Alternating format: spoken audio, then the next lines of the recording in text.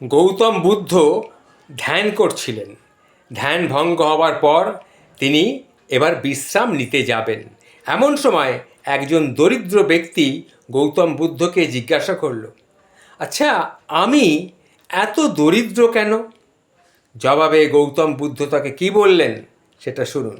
গৌতম বুদ্ধ তাকে বললেন, কারণ তুমি দান করো না এবং করতেও জানো না। তখন দরিদ্র ব্যক্তিটি বললেন, আমার তো দান করার মতো কিচ্ছু নেই। অতঃপর গৌতম বুদ্ধ বললেন, দান করার মতো অনেক জিনিস আছে তোমার কাছে, যা কারোর কাছে নেই। অর্থাৎ তা ধনী গরিব সবার কাছেই সমপরিমাণ থাকে। আর তা হলো কি জানো? সেটা তাহলে শোনো। এক, চেহারা, যা দ্বারা তুমি সুখ এবং আনন্দের হাসি উপহার হিসেবে অন্যদের দিতে পারো। দুই, মুখ, যা দ্বারা তুমি মাধুর্যপূর্ণ উৎকৃষ্ট কথা বলে মানুষকে আনন্দ এবং উৎসাহ প্রদান করতে পারো। তিন, হৃদয়, যা তুমি আন্তরিকতা এবং উদারতা দ্বারা অন্যদের জন্যে উন্মুক্ত করে দিতে পারো।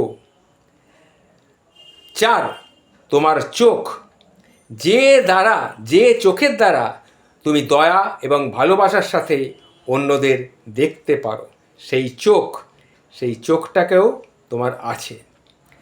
পাঁচ, দেহ, যা দ্বারা তুমি নিজের শ্রমের মাধ্যমে অন্যদের সাহায্য প্রদান করতে পারো। আর তাই তুমি একেবারে কিন্তু দরিদ্র নও। মূলত হৃদয়ের দারিদ্রতাই প্রকৃত দারিদ্রতা। আর্থিক দারিদ্রতা মূল দারিদ্রতা নয়।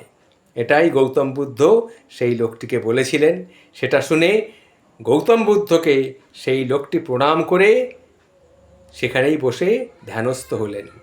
এটাই হচ্ছে আজকে আমার বক্তব্য। অর্থাৎ আসল দরিদ্রতা কাকে বলে, দরিদ্র কে, সেটাই আমার বক্তব্য ছিল।